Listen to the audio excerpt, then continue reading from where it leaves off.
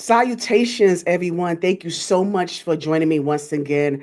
Welcome, everyone. Good evening, good afternoon, good morning from wherever you are. I am looking forward to speaking to our next guest. I really appreciate him taking the time to do this with me on my little piece of platform. So I like to make sure I put on a bra so I can present to you my special guest that comes from a very famous family, very legendary. But I want to get more into his journey, more into his story because he is, he's a whole separate entity in itself. So I want to make sure we get into his journey, his life, as a family man, as a content creator, and then we'll get into some other things as well. So I just really look forward to having the conversation. And so once we get through this intro, I'm going to bring up my guest, Shayne Brown from Shasa Brown. Here we go.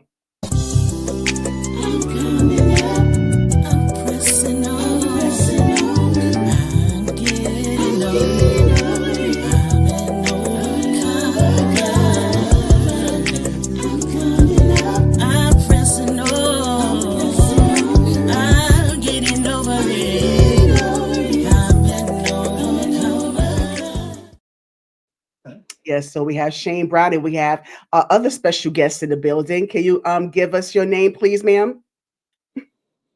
Give us your what? This Give us my your name. this my youngest baby. This my youngest daughter, Milan. She'll be 5 months on the 23rd. Oh, welcome to you Yes, both. yes, ma'am. Welcome to Shayne Thank you and for having us. Thank you for Milan. having us. Yes, and who is your other child? I have 5 children altogether. Yeah.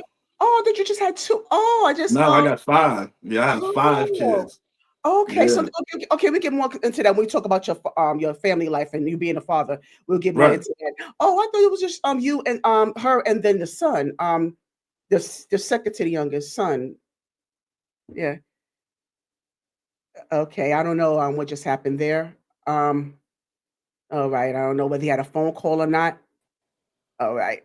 My bad. I just clicked the button. You know I ain't computer savvy. My bad. I ain't computer savvy. I Oh, just don't clicked the try button and it just took us all the way out of here. But no, this is my you were saying I have 5 kids. This is my youngest here. And you probably talking about my youngest son, Mecca. right. I know y'all see Mecca a Ye- lot too. Yeah. Oh, Right. okay. Oh, yeah. So I thought you had a phone call just now. That's what I thought. That's what I thought happened. No, Okay. actually, let me put this on Do Not Disturb right quick though. Yes. So Yes, please. Thank you. okay, yeah, we good. Okay, good.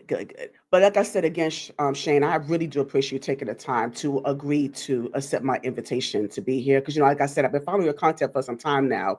Not just because of your family, but just you in general, because you're a good storyteller. If Right, people right. come to your platform, they would enjoy how you present your stories and you get to the point. You're not one to just go beat around the bush about anything. So I like that. You're not very winded. But I So be getting mixed reviews about that sometimes because some people be like, you get straight to the point, but then some people be like, you know how to drag a story out. But I get a lot of feedback though. A lot of people telling me that they enjoy my story. right. So thank Yes, you once again for sure. thank you for supporting the channel, and it was an Absolutely. honor to even be on your platform. Thank you for even reaching out.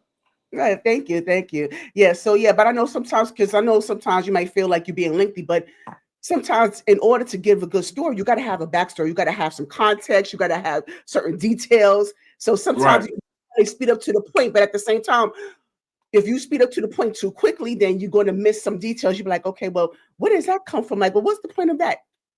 You know, right, right. there's so certain details that has to be involved in that. But Shane, you have a upbringing, and I'm sure that is a lot. There was never a dull moment in your household. I can Never. imagine that. Never a dull moment. And so, were you born and raised in Boston? Born in Boston, I moved out of Boston at a young age. We moved from Boston to California, Oh, and this okay. was like around the time King of Stage, Don't Be Cruel. We moved, the whole family moved from Boston to California, and then we moved from California to Atlanta, and I've been here ever since. So And I've you're in just been Atlanta back now. and forth. I'm in Atlanta now, yeah. Oh, okay. So I've been back and forth between So we in got my to meet up younger one day, years. Shane. We got to meet up one. We got to meet up one day. Oh, you in Atlanta? Yeah, yeah. Oh, okay, that's dope. Yeah, I'm in Atlanta. Yep. So Okay. I grew up here. My younger years when I was getting in trouble back and forth from school, I would be back and forth between here and Boston, but for the most part, I spent my years here. Okay, so I just noticed you posted a picture of your parents on Instagram. Nice shot, by the way. And so I want Thank to you. get into that. Was it always a two-parent household? Did it become a single-parent household? I know you have siblings and you have a bunch of cousins. So what was it like in the Shayne Brown household growing up? I grew up in a single parent household. Just Oh, okay. my mother, just my mother. Yeah, I grew up in a single parent household. Just my mother. Shout out to my mother, Tina Brown. Shout out to But Tina Brown. my dad was active. You know what I'm saying? Okay, I was going to ask you My about dad, that. yeah, my dad was active in my life. I lost my dad some years back Mm, to suicide. mm. But yeah, my dad was active in my life, but I grew up in a single parent household. So you did have his presence I until did have his when? presence though. Until Yeah. what age? My dad passed away. My dad passed away like right after Auntie Whitney passed because it was like we took a big hit. Like Oh, it so was it was my around grand that time. Oh, yeah, my grandmother passed in January. Then my grandfather passed in December of that same year. Then Auntie Whitney passed, that February. The following mm, year, then my wow, dad yeah. passed like around Mm. June, July of that same year, like a few months after So you Auntie was Whitney already an lost her. adult. I was an adult. Yeah, I was an Okay. adult. But I mean, it's still, Yeah. I mean, it's still a void nonetheless. It don't Oh matter yeah. what Oh age, yeah. Oh yeah. but at least you still had some time with him, growing up. And so during that time growing up, and it's so important. That's why I want to kind of specify both parents being present, because how important was that to you? And maybe you didn't understand it at the time when you were younger, but going backwards right now in your childhood, how important was both parents' presence in your life, in your own words? It was it was good. It was it was needed. I will say this: once I moved from Atlanta, I mean, once I moved from Boston and was stationed here in Atlanta, I would see my dad every summer. We would do the summers on Martha's Vineyard, Okay. and Oh, Martha's Vineyard. yeah, Nice. we would do. I'm from Boston, so the island ain't too Yeah. far. So we would do the summers Yeah. in Martha's Vineyard. Always, it was important, man. Both my parents was active in my life. Both two strong individuals who came from their own upbringing. Upbringing. Had Yes. some troubles along the way, and they did their best with me Mhm. though. Yeah, we'll get into that, but I wanted to know, like, who was more the disciplinarian? Ah man, neither one. Neither one. My mother sort of reminded me of me because I'm not really a disciplinarian. I'd be having an issue with that with my kids' mothers too because I just be I ain't really have a childhood. You know what I'm saying? I didn't experience a childhood like that for real. So it's like I be wanting my kids to experience a child, just enjoy themselves. And sometimes, You have to have structure as well. right, I'm You not know, as strong as I should be, but I'm working on it. you work on. Yeah, you My working on it. kids is my heart, man, and it Yeah, just be yeah. hard. I mean, I let them get their way. Sometimes I might let them run over me, and I Aw. hear it all the time. But Yeah, it's there my has to be it's a my balance. baby. Yeah, I do understand where you're coming from, Shane, and that, because when you're growing up, you want to make sure that your children don't see you. You don't want them to fear you to the point where they're just like walking on eggshells, to the point where they can't really be themselves around you. You want to have Right, that authenticity around your children, but at the same time, they have to understand that there is a line that's drawn, because you're not different. right, right, Just keep that in mind. You're not different. So, right. but I get your aspect of it as well. So going back, so I always like to go into elementary, junior high school. If you can remember that far, how was it for you then? Because people don't talk about that. Like, did you were you in any extracurricular activities? Did you get in Uh, trouble a lot? Did you have teachers that you would inspired you? Elementary school, man. I loved elementary school. Okay, see, I you good, loved man. elementary. I used to always be in the spelling bees, and I used to always Ah, win them. you went, yeah, I won a couple too. My dad's mama, rest in peace to her. She used to have all my awards. Like I used to win a whole Aw, bunch of yeah, awards. Math. I used to love middle school. I mean, I'm sorry. I used to love elementary. elementary. Things changed a little bit once I got out of elementary, but we'll get there. Yeah, so how yeah, so yeah, let's go there now. How did it change? Um, once I got into middle school and I, was 11, 12, 13, I started feeling myself a little bit, Mhm, mhm. 11, 11, 12, started, smoking weed. I'm into girls now. Yes. That's exactly why I said that. That's a pivotal time, especially in middle school, because you're finding yourself, you're learning more about your anatomy. I was talking about this in my last interview with Jay Morgan. Catch that, check it out, by the way. I will. Yes. Yes. So we was talking about like in middle school, you're finding yourself, your anatomy, you're going through puberty, you're dry humping in the staircase. It's just so much that you get Right, into, and that peer pressure is strong. So I'm glad you said that, you right, know. right. Yeah, so you got into smoking weed, you got into what other stuff? At that age, it's just smoking weed, girls. Um, that was my thing. Okay. And so you mind me asking, so when was your first time? Was it in junior high? Because I know most boys is very young that they Yeah, my first time was middle school. that's what I Yeah, thought. middle Yes, because school. that Yeah, and the crazy thing is, my a true story. My mother knew instantly. She knew that. Like she knew instantly. Like within, I just got yeah, done 20 minutes ago when I walk in the house, and she's like, "You she just she lost snipped your you. virginity, huh?" Yeah, yeah. Moms have that they bloodhound scent. They're bloodhounds like that. Yeah. Yeah, she knew. She must How have does smelled it. she I don't react? know. How did you and your dad react? How did she and your dad react? I had a crazy upbringing when it come to my dad, man. Mm, My dad was a pimp. He was involved in the streets. okay, okay. Wow, So wow. and that's why one of the reasons why I'd be overprotective with my kids too, because I was Mhm. exposed to so much as a child that I'm real. I move different with mine. Yeah, so when you say your dad was a pimp at that time, he was about that life. He was in the streets. Yeah. So did you find that you were growing up, they became your family as well? The people that But he I remember, man. Pardon my French, but just Mhm.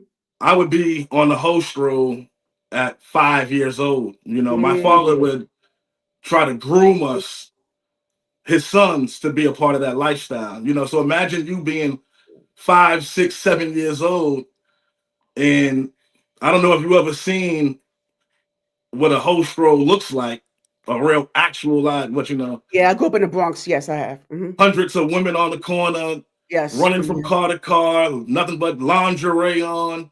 I'm Mhm. seeing this at 5, 6 years old. Yeah, yes, I grew up with So that. Yeah.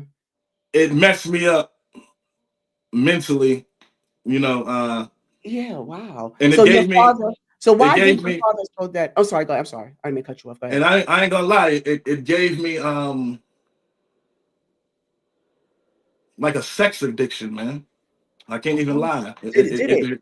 Oh, we It definitely just opened gotta my get to that. it opened Yes. my mind up to a whole, Yeah, and so I can see why you've started early. Okay. So yeah. so when your dad's why did he feel the need to put you out there like that, or like you said groom you, um or wanted to get you into that lifestyle? Like why would he think that that would be the ideal thing for his son to pursue or Well, it to wasn't just aspire me.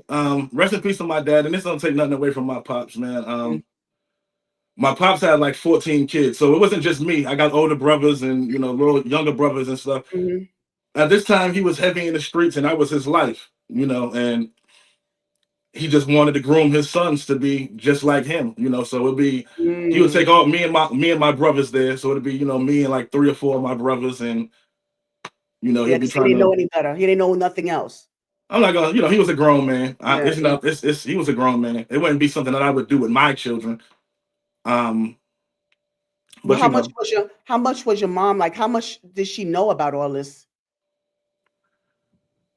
at this time, I'm four. I'm young, 5, 6. I'm going back and Back and between forth, right? my parents. At this time also, I got my dad's side, they in the streets. My mom's side, they come from the streets as well. But now my uncle is a superstar. You know what I'm saying? So Mhm.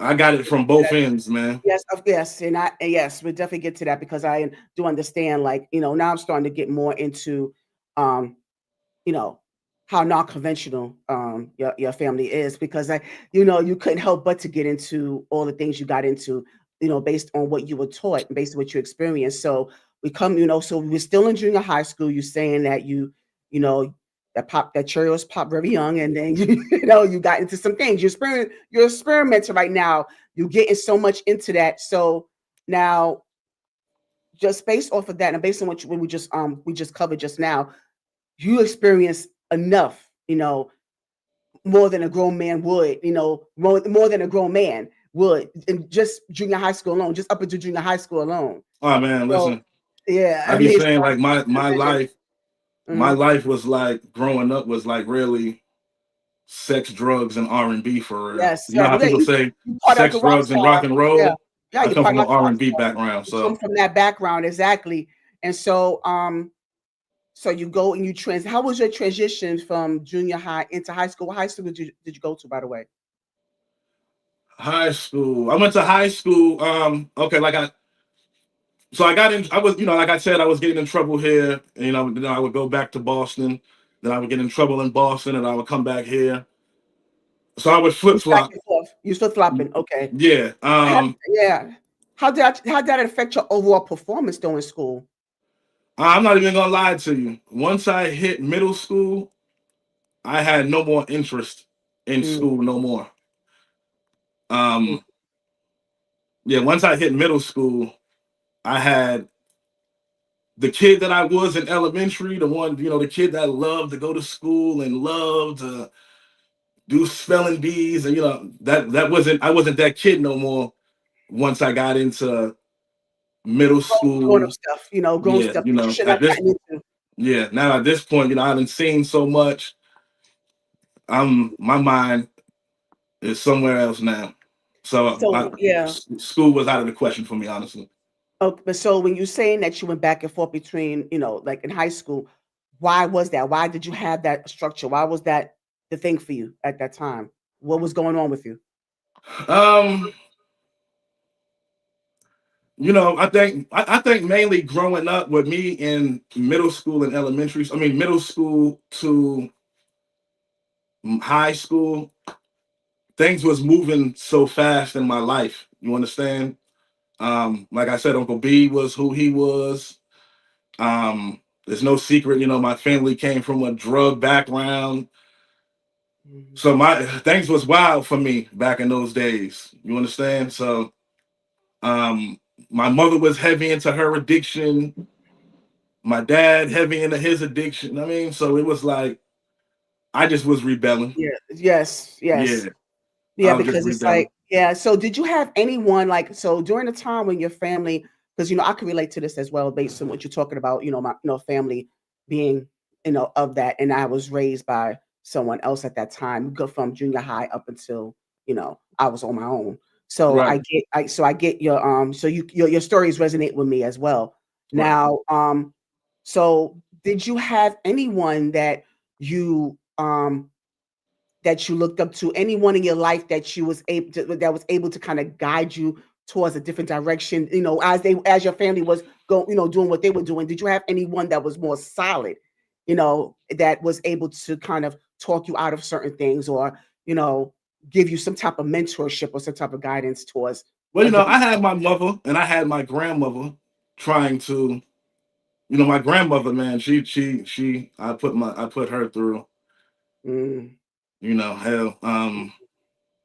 But yeah, I had my mother and my grandmother try to guide me, but I think I was so much, you know, I was in so much in that rebelling stage that I wasn't trying to hear nothing, and then I got, I don't want to jump too much ahead, but you know, I started selling drugs at 13 years old, Mm. and It started from there. Mm. once I started smoking weed and stuff around 11. Then I started selling drugs about 13. And then shit from there was like, you can't tell me nothing. Couldn't nobody tell me nothing growing up. Right. Yeah, because I Um, mean, because you was already in. I mean, you was deep in it. yeah, You couldn't was nobody deep in that me hood. growing up, couldn't Yeah. nobody tell me nothing. And that's been since I was probably Junior high. damn Mm. in middle school. Right. Did you end up graduating from high school? Nah, I didn't actually. Nah. Okay, so like I told you, I wasn't in the school no more. Once I Mm. got into elementary, I mean middle school. You was in the streets. So Okay. I wasn't in the Right. school no more. So then Right. I get into high school. I moved with my grandmother. I'm going to high school here in Atlanta, and I used to tell my grandmother. She used to be like, "Man, go to get me up for school." And I used to tell her every day, like, "Ma," because I looked it up that the law was when you were 16, you can drop out on your own. Mm. That's what my mind was. So uh, I remember just always telling my grandmother, like, "Mom, when I'm 16, I'm dropping out." So then I Mm. drop out, and Mm. she's trying to encourage me to go to school. Like I told you, at this point, Uncle B is a big star, and Uncle was always like, "Man, what school? Mm. We ain't doing no school, nigga. We doing touring and we doing music and we doing this F Mm. school." Mm. So Okay. when he So, was, so he was, yeah. So he was on board with you. Just dropping out of school and just living that fast life that living that life. yeah, he Okay. was just like, "Man, we ain't doing no school, man. We Browns. We do We're music." gonna do this thing. So just to kind of give the audience some context, because I know you hear Shayne name dropping Auntie Whitney and Uncle B. So apparently you have to know who Aunt Whitney and Uncle Bobby is. So there you have it. And I said that he comes from a legendary musical family.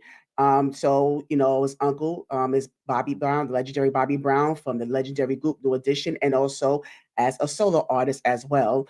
And then he was married to the voice, Whitney Houston. So when you hear him say Uncle B and Auntie Whitney, these are the beautiful people that he's talking about. So I Right. just wanted to add some more context to it, because now that we're going more into your family life, I wanted to make sure that I introduce the context of Auntie Who Whitney I'm and talking about, right? Bobby. I'm Right. sorry. Now I tell you who I'm talking about. Yeah, because I always just Yeah, say Uncle B, Auntie yeah, I Whitney. know. Yeah, I know. That's People why I might said not understand. 'cause I wanted to give. That's the reason why I wanted to let you cook before I brought this up, because I wanted to make sure that we got more into your backstory as well. Because Right. like I said, I didn't want it just be just about you being their nephew. You know what I mean? Because you have your own identity. So Right. that's why I wanted to wait a little while until I brought them up. So because now we're getting more into the nitty gritty, because most of your life was centered around you growing up, with your family, and getting, being on the road, and it's being exposed to all of the things that you were saying that you was exposed to. So Right. this is who we're talking about here. So I just wanted to make sure that the audience knew who you're referring to. And that's my favorite picture of them, by the way. That's why I made sure I chose that one on purpose. Because that's Right. my I love that. favorite I love photo. that picture too. Yeah, yeah. Yeah, I love So that let picture. me ask you before we get more into, because I know that you have a strained relationship with your uncle as well. So Right. just looking at this picture, what goes through your mind looking at that photo? Man, love, Mhm, happiness, mhm, um, man, good mm, times, mm. family. I miss those. I miss those days. And so let me but we want to get back into your relationship with Bobby, but since we have your auntie Whitney up here, Uh, um just do me a favor. Won't you have, if you had the opportunity, like you looking at her right now and you're right. facing her, tell your auntie Whitney how you feel right now. Just have just talk to her real quick, and just give us what you would say to her right now. My auntie Whitney knows exactly how I feel about her. Talk to her. Talk to her. But I would tell my auntie Whitney that I love her. I thank her for everything that she's No, ever done for me. no, I think with Auntie Whitney, I thank you to what you done. I would talk to her directly. Right. Hold And up, then, I got it. yeah. But my aunt Whitney, man, was a special person. And I want to say this. um, about my aunt Whitney. Mm-hmm. My aunt Whitney, man, at one of the darkest times in my life, she was the light. You understand? Mm-hmm. She, one of the most beautiful souls, man, that I've ever encountered in my life. And she's just a special person. You know what I'm saying? And my aunt Whitney knows exactly how I feel about her. She knows exactly how I feel about her. She know I love her. She know I'm gonna continue to love her till my last day. She know I'm gonna continue to keep her name alive, the rest of them alive, till my last day. This is my family, man. You know, a lot of people might see this. A lot of people when I get on the internet, especially when I first started, I don't know. At this time now, I get a lot of love and stuff now. But a lot of people was thinking it was clout chasing and this, that, and the third. But bro, Of this is my course, of family. course. This Yeah, is it's your my family. family. It's your You know what I'm family. saying? So just as much as your aunt is your aunt, your cousin is your cousin, your brother is your Yeah, brother, yeah, your uncle is your uncle. This is yeah. my family. Yes, yes. You know what I'm saying? So, but I love Yeah, Auntie Whitney, man. yeah. I love So her. yeah, and also just going by, because we have, she's a staple in our lives. From NASA looking in, like I said, she's known as the voice. She's a legend. She is someone that is very cutthroat, very raw, honest, no sugarcoating with Whitney Houston at all. None She at is all. no filter whatsoever. And we love that about her. So I just want to also just, because we all have our flaws. None of us is perfect because we've seen, some of the unfortunate spirals Right, that she had to go through. And so looking at her now and looking at her like, and just, because you have a totally different, you have a much deeper relationship with her than we had. We just right, had a relationship with her in the music aspect, but you had a right, way more personal relationship with Whitney, with Auntie Whitney. So just based off of that, you know, and because I know a lot of people didn't, they refused to understand how hood Whitney was. Whitney was Jersey. She was street too. Like, I think Whitney was at some point was saying, don't let this um pop princess persona fool you. right. I am human. I am human. I am about that life. I am just as hood as anybody else. So can you kind of tap into that hood side of Auntie Whitney? Auntie Whitney, like you said, Auntie Whitney, she ain't sugarcoat nothing, man. Hmm. She was. I got some story. When you said that, something that popped up on Yes. my mind. But Hmm. Auntie Whitney, she was just vocal, man. She was one of the people. Whatever she was on her mind, you was gonna know it. You know what I'm saying? And Auntie Whitney, she was just a character, man. To know her is to love her, man. Yeah. And Yeah. when Yeah. I So sit back, it's just so yeah. many good memories, and I can sit back now and just laugh on a lot of stuff. But yeah, Right. Of course. Auntie Whitney was a character, like in the family, in the house Yes. setting, and it was Yes. just family, and it was just us. Like Auntie Whitney was silly, she was funny, like just a loving person, man. Just what I mean, somebody who that you would just always would love to be around. You know what I'm saying? Auntie Whitney was really a family oriented person. You know what I'm saying? I don't know if I said that right, but she was like Right. Right. really in the family. You know what I'm saying? That was her thing. And Yes. she just Yeah. loved to make everybody happy that was around her, Yes. man. Mhm. You know what I'm So let me saying? yes, let me ask you, Shane, because at the time when your uncle became involved with Whitney, you were quite young. Did you know Whitney as the star back then? You gotta understand, when Auntie Whitney came into my life, I was probably, I was a little boy, Right, probably 5 years old, right, so right, I knew,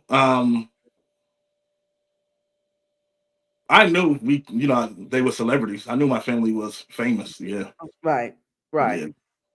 But I Okay, didn't know to the magnitude, I'm a little boy. I wasn't thinking about none of right. that. You I just wasn't wanted to right, right play at with that my Ninja Turtles and time. go Right. watch DuckTales on TV.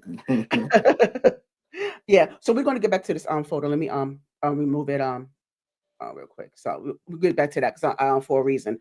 But yes, Right. but thank you for sharing your perspective, some of your memories on Whitney, but you can catch much more memories of Whitney and her relationship with Shayne on Shayne's platform, Shasa Brown. Please make sure you Right. check it out.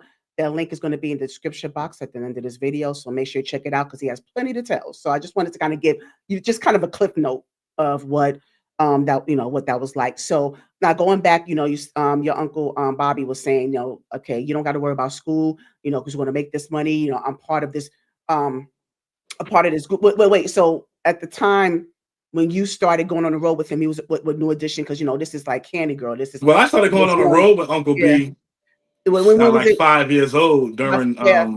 Was it I was doing? on tour with Uncle B in '89. Okay, so that's All the around Candy Girl. nephews. It was Any Heartbreak at the time. Was it Any Heartbreak or was it Nah, Young this was Sooner? no, this was like Don't Be Cruel, My Prerogative. Oh, so this is solo So I've time. been I've Okay. been touring with Uncle B since way back then. But So okay. as me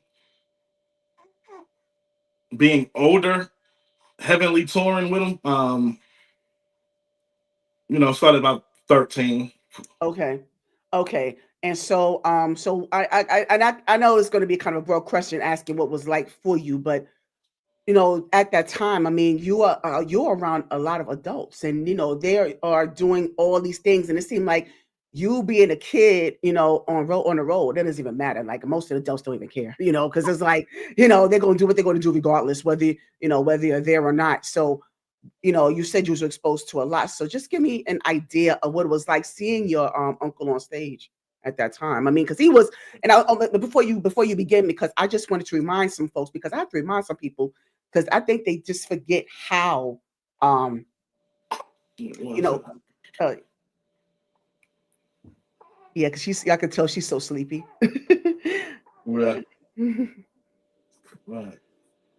I got you. Go ahead. I'm listening to you. Just want to get her right. Oh, okay. Yeah. Now I was going to say is that I have to remind some people that Bobby was, in his solo during his solo career, he was still that he was still that dude, and then some people Oh tend to yeah, forget that, before there was Usher, Chris Brown, and Omarion, and Bobby Brown was that staple, right. even then, He paved the way for yeah, he those artists paved the that you way. just named. Exactly. So I wanted to make sure that I remind some people, so how was it like, seeing his transition from being on the tour buses and, him doing his whatever he was doing out there, because Bobby Brown was Bobby Brown, the legal stuff and all that stuff. But what was it like seeing him on stage, from the from your lens? Man, it was dope. Growing up, I looked up to Uncle B. I talk about this on my platform all the time. Uncle B was Yes. like a father figure, big brother, uncle, obviously. But me and Unc really kicked it like brothers. Um, but seeing Unc though on stage doing what he do it was always a beautiful thing just to see him in action, man. Because when he got on that stage, it was just like he just transformed into a Yes. whole totally Mm, different person. Honestly, ain't really too many people, man, who can. Uncle B in his prime was one of them ones. yes. One of Oh, yeah, them you ones. yes, I You know what I'm know. saying? So Yes. there wasn't too many people. There's not too many people who could even touch Bobby Brown in his Mm, prime when it mm-mm. came to him touching that stage and his footwork. I agree. I Yeah. totally agree. And so now, and thank you for sharing that, because I am glad that you said that you looked up to him at some point because you Oh yeah. saw the star that he was. You saw the process, going up. It's like I said, even though you wasn't around you wasn't like on the road at the time when he was a New Edition, but he was a founding member. He started that group as well. It was his Well, idea. I did some It was his touring vision. too with New Edition. No, you did. Okay. Yeah, when I was younger. Yeah. Yeah. So, but what I'm saying is that it was his idea. It was his vision to Right. start the Right. group. Right. It started with him. So, Right. and just, to seeing that, because to me, I feel like New Edition in itself is a part of not just music history. They are American history. They're a Oh part of yeah. American history. So I Oh just yeah. want to put that out there, Icons, you legends. know. So, and for them to keep doing, still doing it right now, kudos to them as well. But just going back to your time with him, like who was guiding you? Because I mean, I know, you say Bobby's a role model, but let's just be real about it. Bobby at that time, he he was not the best example of, being that Well, he might have stand-up not been, person. he might have not, might have Maybe not your been the Uncle best one. Tommy, maybe your Uncle Tommy, Bobby's brother, your Uncle Tommy, maybe, because he was a man. Uncle T tried to keep everything together. Yeah, But you got to understand, us growing up, we gravitated more towards Unc. Unc was of the course. Uncle. I He was a mean, wild card. Yeah. Uncle B. Not saying Uncle T wasn't that, but Uncle T was the more so the businessman. He was more so more strict. Uncle Hmm. B was more so like nephews. Let's go party, nigga. Let's go get. I mean, let's go hit this club. Let's go do this. Let's go hit the studio. Uncle B was a good time. You know what I'm saying? And everything that he did, he always involved his nephews in it. You know what I'm saying? So Got you. we was always privy to travel with Uncle B and Uncle T, and um And so, just where was your mom? Your mom was back home at the time. yeah. This time, yeah, when I would be touring with Uncle B, my mom would be back home. Yeah. And how did she feel about that? Like she was, I mean, she was on board with you, being out there like that at a young age? Because I think she was at, I mean, that's the time that she was, you know, uh, Um. living her life at that time. Yeah, but Out my mother would be on. She would be with Auntie Whitney. She would be doing her own doing thing. her thing. Right, right. She. I'm with Uncle B. I'm with Uncle T. She knew I was in good hands. Like I told you at this time, shit, Shayne was a grown man. There ain't too much you. Yeah, you could tell. Yeah, that's much you could tell you. There ain't too much you could really say to Shayne at that point. Yeah, that's true. I get it. But I just want to also find out. So I know that you had a lot of cousins. So who was with you? I know like you paid tribute to Bobby Brown Jr., your cousin. And Bobby, yeah. yeah, so rest in peace to Bobby Brown Jr. Yeah, rest in peace, cousin. Yeah, so who were you close to the most at that time? The time that All you of were all all of them? of them. Little Bobby at that time was younger, so little Bobby didn't do a lot of touring with us.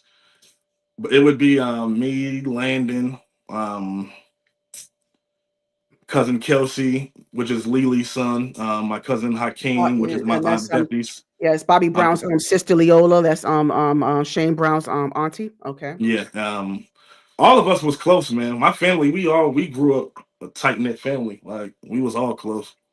Yep, yeah, I said, yeah, close knit, loving, crazy, just Yeah, wow family. Yes, I get it. yeah, Because I tell you, I come from that too, yeah. so I get it. Yeah. So you out there. So what did you do in your spare time? What did you do as Shayne? What did Shayne do for fun? How did Shayne live his life? What was Shayne's life like outside of all of like the music and the family, the road and stuff? What was Shayne's life like at that time? Back in my younger days, at that Yeah, back at that back then, time. Yeah. Like what like yeah, what was you like?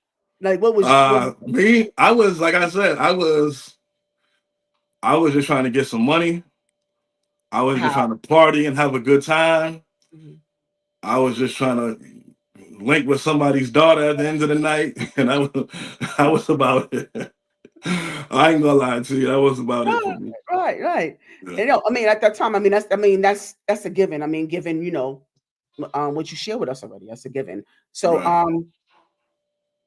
so when did you start? God, oh goodness, that it was a tip of my tongue. I hate when that happens. It was right there. It just escaped me just that quick second. And it was a good question too. I be hating when that happens. Oh my God, it was. All right. So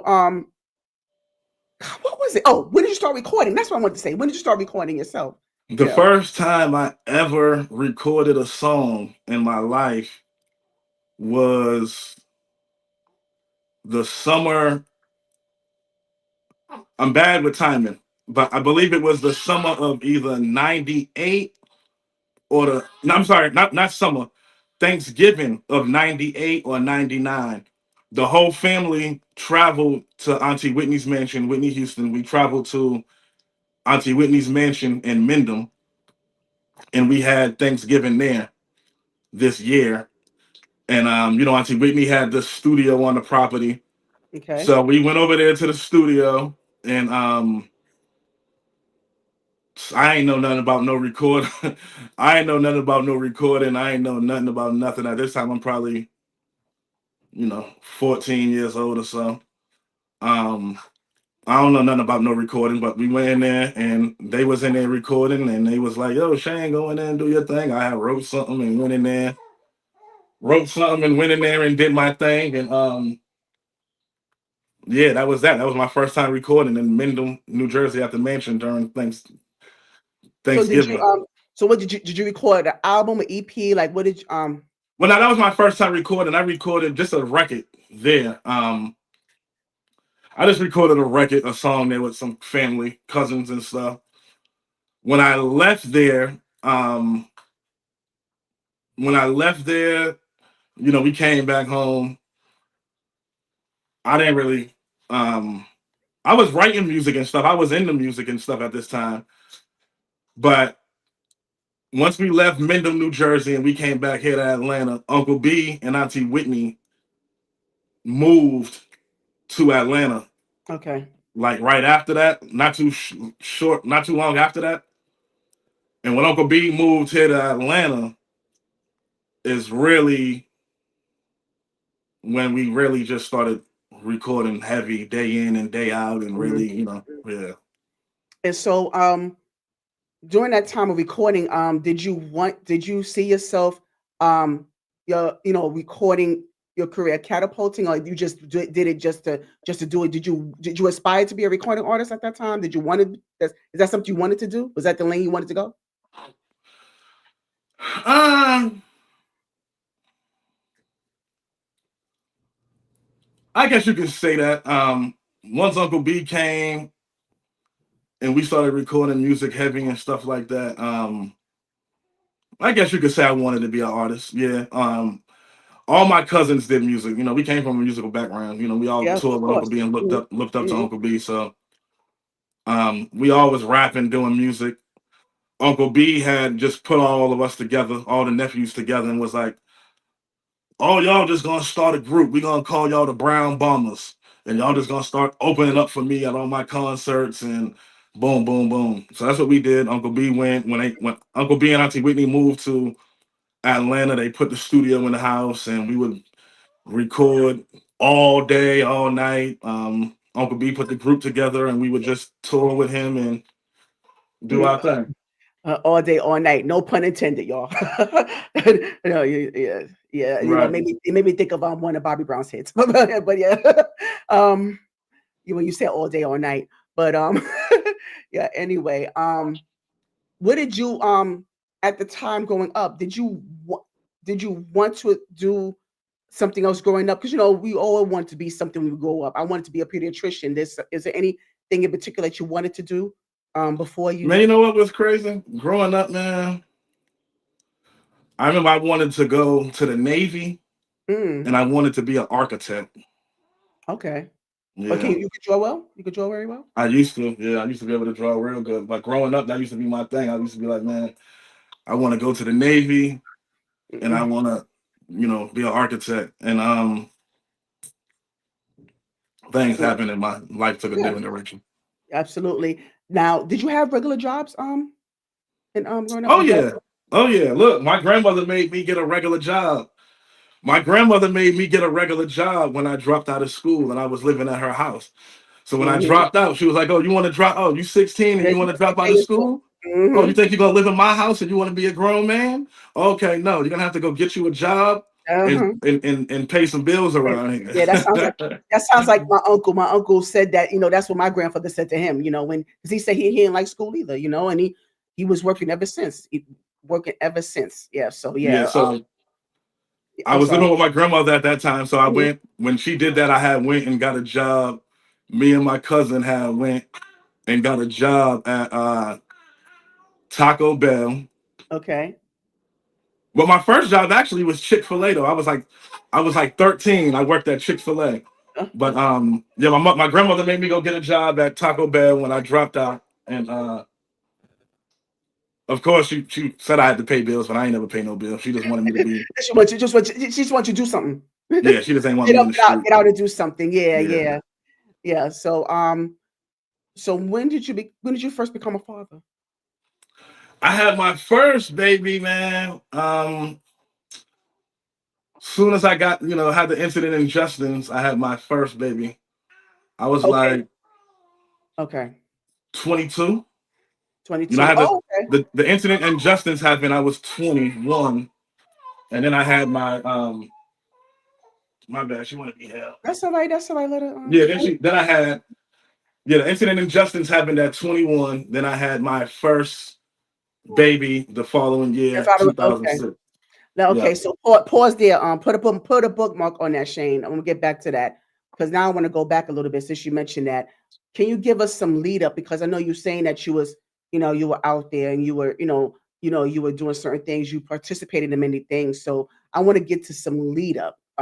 Now before that incident at Justin's, were you already like? 'Cause I know you mentioned that you had some legal issues as well. So um, did you end up being locked up at some point? Like before that incident? Were you like did you start getting in trouble with the law then at that time before that time?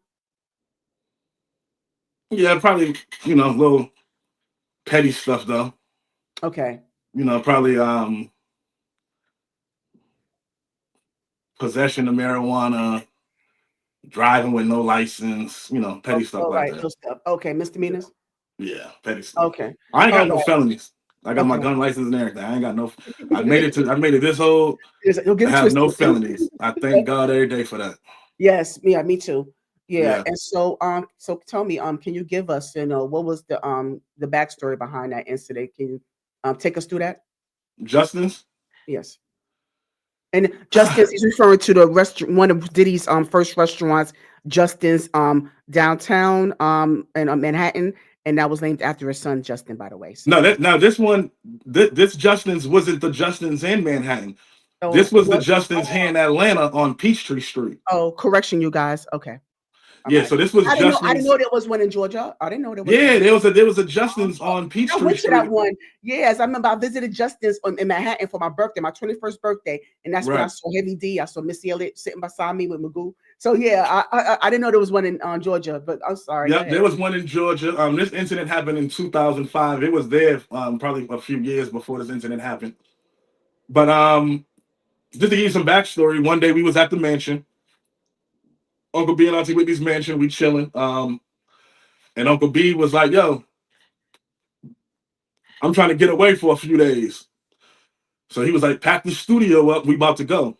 So we packed the studio up, and we left the mansion, and we all went and checked into the Ritz Carlton right there. You know the Ritz Carlton downtown. Yes, yes. Okay, yeah. So we went right there. We checked into the Ritz Carlton.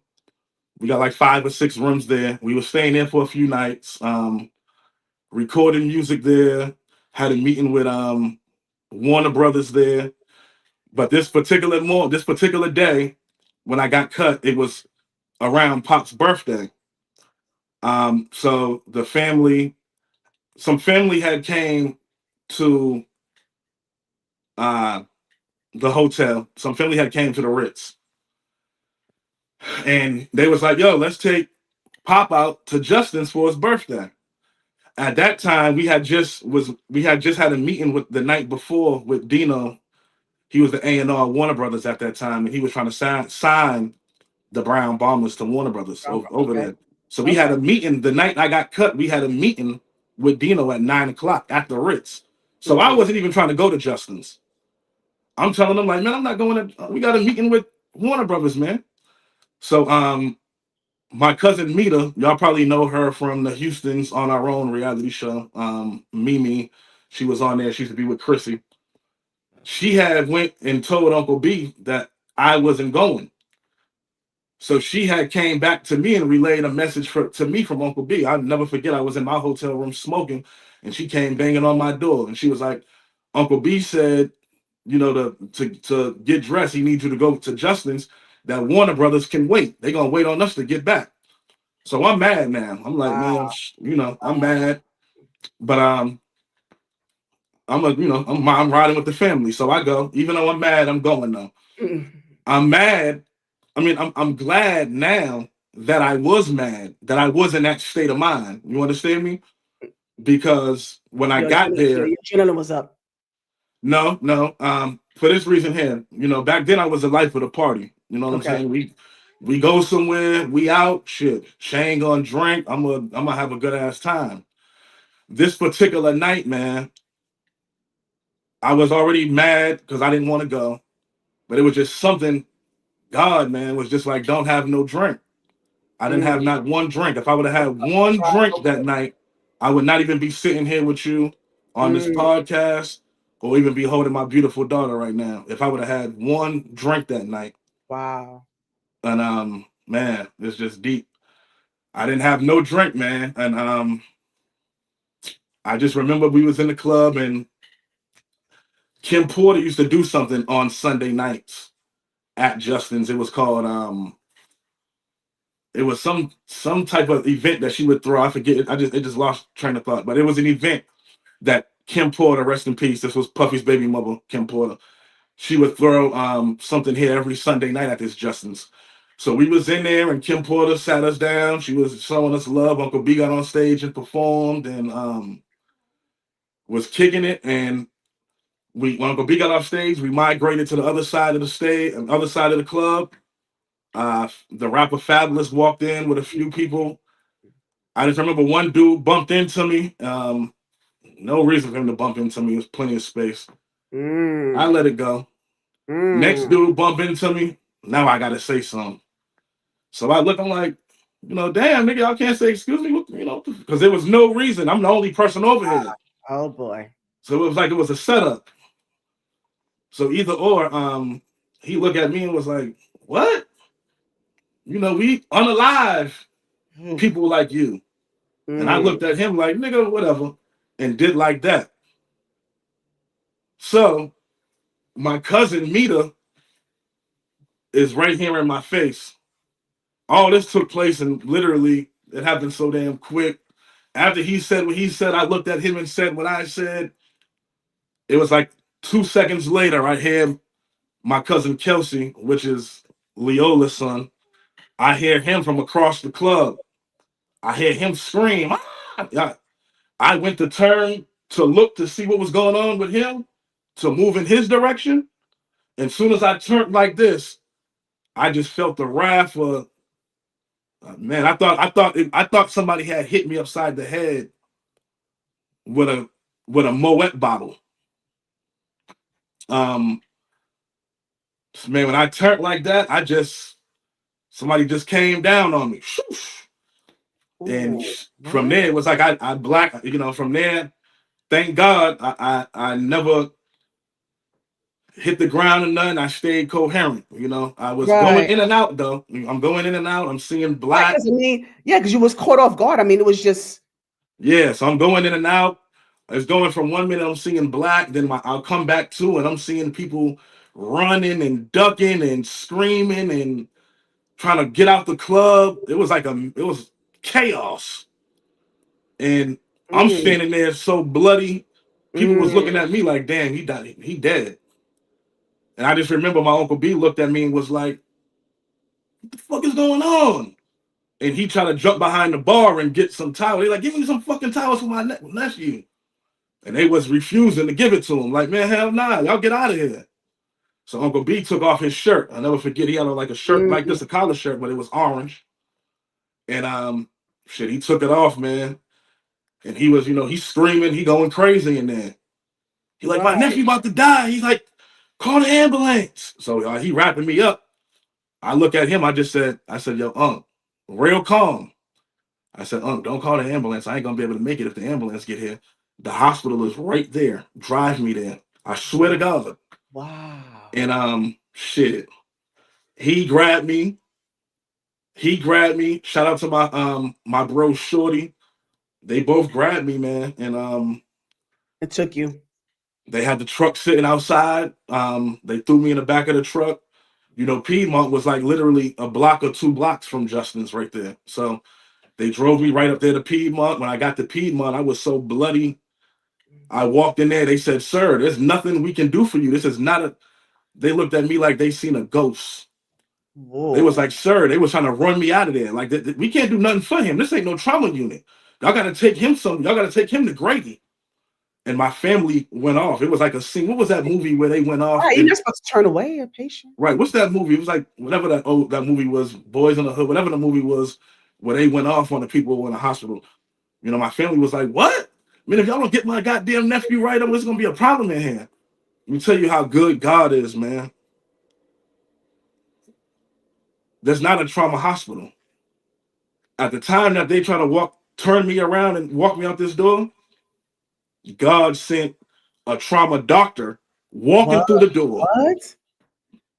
I What? swear, man, I can't make this up. God sent the trauma doctor to walk through that door right then and there. Wow. That man seen me, man. Dr. Barnett, man. That is crazy. Shout out to him.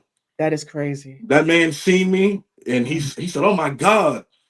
He went and grabbed this little blue chair. I'll never forget. He was in there going crazy because mind you, my cut was from here all the way here. It goes all the way down to the bottom of my chest. Mm. My face was wide open. You could have literally stuck your fist in my Oh my face. God. Oh my So God. just imagine the reaction that I'm getting from these people.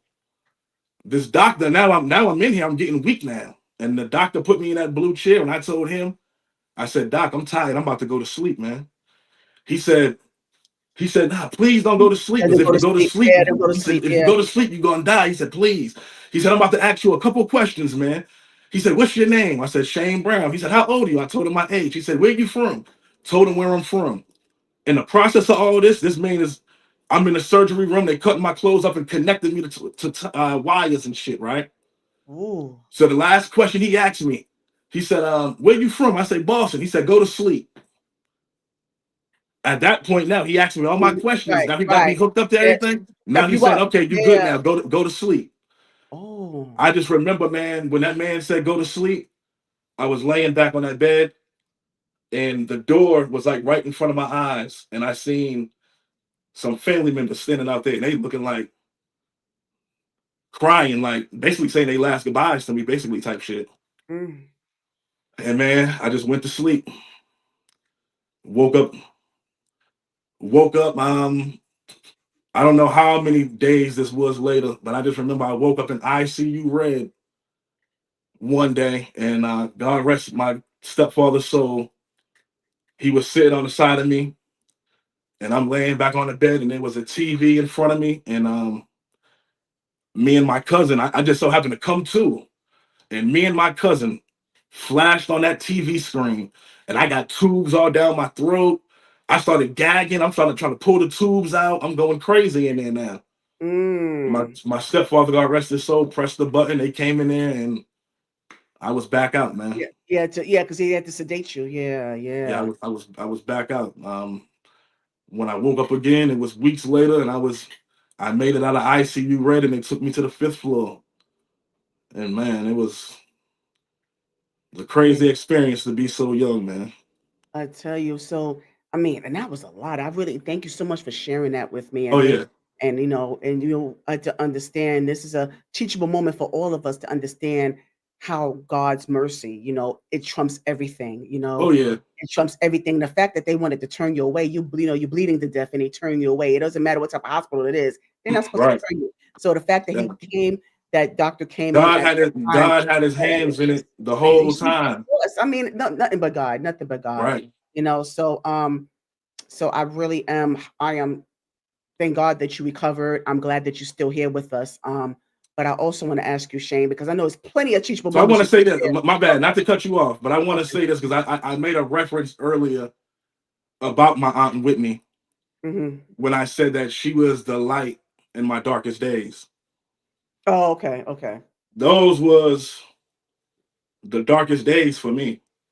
And I remember being in, when I made it up out of ICU and I came to that fifth floor, my face, I was wrapped up going this way. Mm, White gauze wrapped up like a mummy. mm. My face looked like two goddamn watermelons. And I made it up to that fifth floor. When I was in that fifth floor, Okay. you there? Can you hear me? Yes, I hear you. Hello? Yeah, I hear you. Yeah, I hear you. Mhm. You there with me? Mm, mm. Yeah, so he'll be back. Yeah, so I mean, but until he comes back, I mean, I just want the audience to understand the true presence of God, and how he was able to recover um from that traumatic event. So I'm finished you talking about My Yeah. bad. Somebody called my damn phone. But I said that Auntie Whitney Mhm. was the light in my darkest days, man. At the time of me going through everything that I just said that I went through, my mother was in prison doing like a 3, 4 year sentence. Oh, really? Oh, wow. So Um, she wasn't even she couldn't even be present at the time. I'm sorry. So she wasn't present at the time. My mom was in prison at this time. She was doing like Mhm. a 3, 4 year sentence. And all I had, man, I had my family, but Mhm. Auntie Whitney and my Aunt Lily stepped up like my mothers. Mm. Although people see me with the fallout with Auntie Lily always was like a mother figure to me growing up. Um, but I just remember, man, I came to that fifth floor and I'm wrapped up, and the doctors was in there. Every doctor who ever seen me or touched me or put their hands on me was in this room with my family, and everybody was just in there crying. The doctors was like, "Man, we didn't even think you was gonna make it," because they was trying to force my family to pull the plug. It's only Mm. due to the grace of God that I'm here because my grandmother refused to pull the plug. They told my grandmother I wasn't gonna make it. Mm. My grandmother was like, "I'm not pulling the plug on my nephew. Just let him stay on there. He'll get back. He'll get right." And Mm. she refused to pull that plug. But I remember, man, when they brought me up to that fifth floor, and the doctor was like, "Well, we're gonna show you what you look like." And he put that mirror in front of me. Mind you, I never seen him. I ain't know what I look like. I Right, went, right. I went slapped the fuck crazy. Excuse me. Mm. And Yeah. Oh. yeah, and Mm. Auntie Whitney was just like, she was just like, nah, because I'm like, man, shit, I could have, man, I would have been better off dead, man, with this big ass scar on my damn face, man. I'm just talking crazy. And Auntie Whitney, she's like, no, don't ever speak like that. God got a Right. purpose on your life, and Yeah, she she's starts right. speaking, and there was a doctor in there, and he did plastic surgery. Yeah, I was gonna ask about that. You guys, so yeah, reconstructive I had surgery. reconstructive surgery on my They did a face. damn good job. Yeah, they took the nerve out of my ear because my nerve was severed in 3 different places in my face. So Mm. they took the nerve out of my earlobe to try to connect it back in my face for me to get a little function on my left side. If you watch me closely, you see that my left side barely got it's just Right. functioning a Just little bit, not like my right. But yeah, so I went through crazy surgeries, man. I went through hell. But they took the earlobe out my ear, reconnected it in my face, tried to give me a little movement over there. But Auntie Whitney was just like, I'm like, man, I could have just died, man. I ain't trying to live like this for the rest of my life. Whoopie whoop. And the doctor was in there. And Auntie Whitney, she just speaking that God into me, like, nephew, you got a purpose. And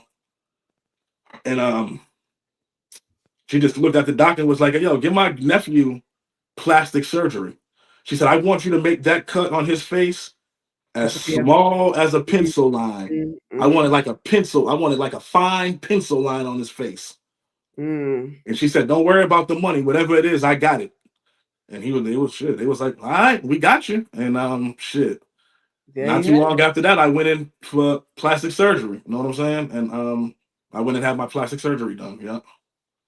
Wow, that's amazing. So yeah, shout out to your Auntie Whitney. God is That's amazing.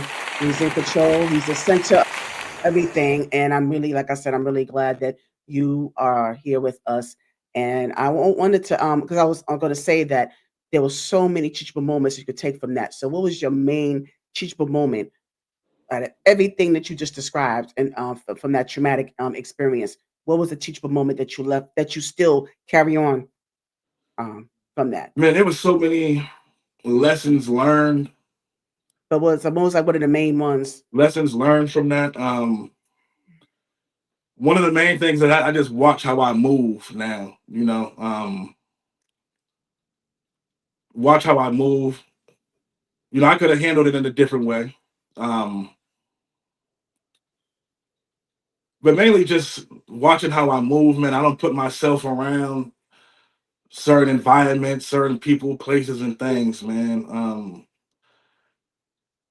Man, it was just one of them situations. It was I crazy, mean, but definitely just like life, man, is something that life is take it for precious, granted. man. And once it's Mhm. gone, man, it's gone. Ain't no coming back, man, and you can take it for granted. So, man, I just learned, man, I'm just Just live every day to Yeah, the fullest, man. Just be happy.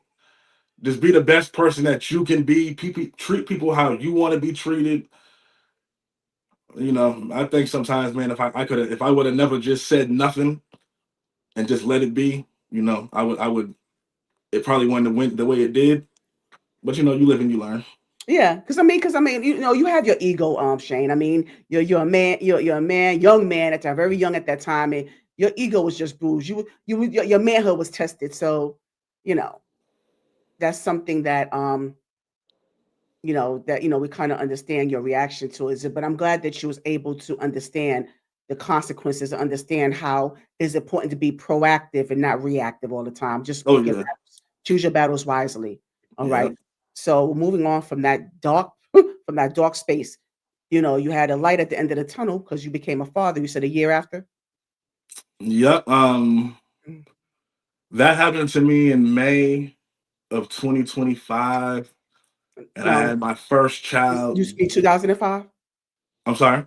You said 2025. I knew you. I'm sorry. No, that happened to me May 2005. Yeah. I'm sorry. I'm sorry. And then I had my first child December of 2006. Okay, and what is his name? Shane. He's a junior? He's not a junior. He got a Oh, different middle name, but Shane. middle name, okay. And so when Shane came along, what was that time like for you when you, from transitioning from, the traumatic experience and then, like I said, having Shane being a light at the end of your tunnel, what space were you in at that time? When I had my son, oh man, that was like the happiest time of my life for real. When I had my son, obviously I was still, touring with Uncle B. When I got out the hospital, I ended up meeting somebody. We started kicking it. She got pregnant, obviously, and I had my baby. But that was just like the high. That was like the highlight of my life. Then, I mean, it gave me purpose to want to even Move forward in a move different forward and direction. keep going. You know what I'm saying? It was like me starting all over again. I just went through one of the worst times of my life, and now I'm actually living and breathing and seeing me bring another child into the life. I mean, another child into the world. Right. It was just a moment for me. Yes, a moment, and it's like everything happened is in divine timing. And so, with you becoming a father, were you still enrolled at the time? Like, how were you managing, family life and raising a child at that time? Were you still on the road with your family, and how how'd you balance that? Yeah, I had my son. So I had my son 2006, 2000 late December 2006. Yeah, I'm still with Uncle B. I'm still doing my thing, but now it's like 2007. Things was rocky. That's when Uncle B and Auntie Whitney, was going through that's when they officially split up, and I believe that was '07. Uncle B ended up leaving. Auntie Whitney was already, she left before she left Uncle B in the mansion. She left before, Mm-hmm. Mm-hmm. and then we was in the mansion. I had my family, I had my house, my family house, but I was still there with Uncle B every day. You feel me? Going through it, trying to figure it out. And Uncle B left, went to LA. My whole family left and moved to LA, and they wanted me to move, but now I got a baby. I can't go Right. nowhere. I'm trying They to raise can my and son. uproot. Yeah. Yeah, so at that point there, when I had my son, everybody else was still, everybody else, they left with Uncle B, went to LA. Uncle B wanted everybody to go out there. I just refused. I had my baby, so I stayed back, raised my kids, try to do the right thing, family life. Right. Right. Had another baby. My son was born December 2006, and I had my daughter was born October 2007. So I had both of them Back back to to back. back. Mhm. Man, I just was doing my family thing, but at that same time, I'm still young. You know what I'm saying? So Yes. I'm Yes. still dibbling, Figure it dabbling, out. and Yeah. Yeah. Yeah. yeah, I'm still trying to figure it out, man. I just hindsight 2020, looking back, man. when I went through what I went through as far as getting cut intestines, I just wish that I had people around Right. who was like, Who steered you in a different direction. That's why I yeah, asked you like, man, before. go get you Somebody. some help. Like, Yeah, 'cause at yeah. that time I needed therapy, I needed all type of shit. Mm-mm-mm-mm. But I just kept living life, and shit, I just kept living life, and Did you get it eventually? Did you get that type of help, therapy or mental health? Did you get that eventually at some point? ah man, not then. It took me. I did a few years ago. Okay. Well, you You did it. know, You yeah, got through it. You got through yeah, that. a few years ago I did. Back at that time, nah, though. But that's when I needed it. But no, I didn't. I was just out here trying to do the right thing. I'm with my kid's mother. I'm trying to do the right thing, but I'm still a dog. I'm still, I still grew up. I'm still About that life. used to what I know. Mhm, mhm. At that time, man, I'm not gonna lie, man. At that time, I'm a young guy. My whole vision on things like that was like, as long as I take care of the household, don't worry about what I What? got Yeah, going on right. Don't ask any questions. Don't say, yeah, outside yeah, of the yeah. house. You know what Mhm. I'm saying? And me as a grown man now, it was just like my mindset was all wrong. You feel me?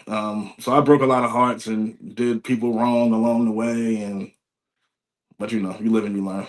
Right, and the fact that you are, but I commend you for holding yourself accountable.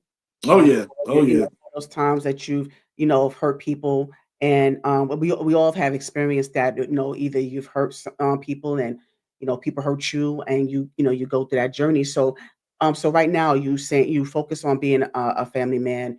You living your life. Your children, you raising your children, and you said that you're not the disciplinarian. So you're saying that you're more carefree. You're more. So what are some of the tools based on what you learned in your life? And the guidance, the lack of guidance that you had, how does that project onto your children, or how do you approach raising your children, and what the type of things you instill in them? How do you approach that with your all right, children? let me say this, because a lot of people will say, well, you ain't a disciplinarian. What you don't. But, mhm. When I say that, I mean, like, You balance I'm it. You not kind of, yeah, yeah.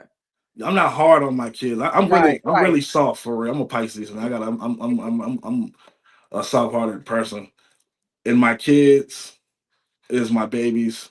And I told you my upbringing, how I was raised, how I didn't have a childhood. So I protect my babies, and like I want my babies to be able to be vocal on how they feel and tell me how to, Right, I want my babies to be right. able to express things to me. Mhm, mhm.